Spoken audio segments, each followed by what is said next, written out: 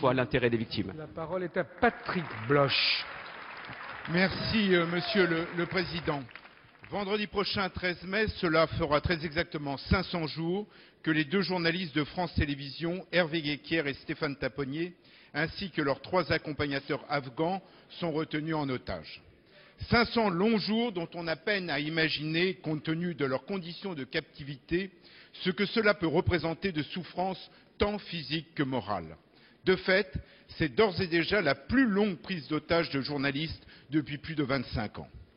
Cette question de notre groupe vise d'abord à exprimer la solidarité de la représentation nationale qu'a su traduire au sein de notre Assemblée notre collègue Bernard Cazeneuve. Au-delà de cet hémicycle, il convient de saluer les multiples initiatives qui ont été prises sur tout le territoire national et que coordonne le comité de soutien à Hervé Guéquière et Stéphane Taponnier. Elles traduisent la très forte mobilisation de nos concitoyens pour leur libération. Naturellement, plus le temps passe, plus l'inquiétude grandit. Surtout, faut-il le rappeler, qu'aucune preuve de vie des otages n'a été apportée depuis novembre 2010.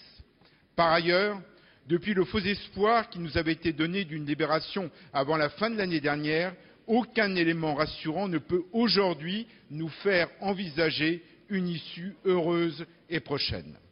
Aussi, le gouvernement peut-il informer la représentation nationale et au-delà nos concitoyens des actions les plus récentes entreprises par les autorités françaises pour obtenir la libération d'Hervé Guéquière et de Stéphane Taponnier, tant le silence observé, tout aussi compréhensible qu'il soit, est parfois difficile à supporter. Monsieur le ministre de la Défense et des Anciens Combattants. Monsieur le Président, Mesdames et Messieurs les députés, Monsieur Bloch, non. Non, je ne peux pas vous donner d'apaisement avec certitude à cet instant. Hervé Guéquière et Stéphane Taponnier, nous n'avons de preuves de leur vie récente que depuis, en effet, le 19 décembre dernier. Ce que je tiens à dire, c'est que depuis leur prise d'otage, et en effet, vous avez raison de le rappeler, à ce jour, 500 jours, ce sont plusieurs dizaines d'agents de l'État, tous ministères confondus, qui d'ailleurs suivent, comme d'autres le font pour nos otages du Mali ou pour notre otage de Somalie, un travail systématique d'évaluation, de localisation, de contact, d'entretien avec toutes sortes d'interlocuteurs qui nous sollicitent et qui nous proposent leurs services, mais à cet instant, je ne peux pas vous donner d'autres informations que la certitude que l'État satisfait à l'obligation de diligence. Nous avons la certitude qu'au 19 décembre, ils étaient vivants et nous avons toute raison de penser qu'ils le sont encore.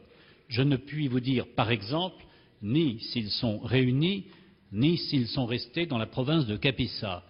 Ce que nous faisons, c'est d'entretenir le maximum d'informations avec le maximum d'interlocuteurs et diocèses, s'ils sont nombreux, d'une part, et d'autre part, d'établir des liens constants avec les familles, avec leur environnement, y compris en les accueillant sur place en Afghanistan, pour être sûr que tout ce qui est humainement faisable pour apaiser la douleur des proches soit fait.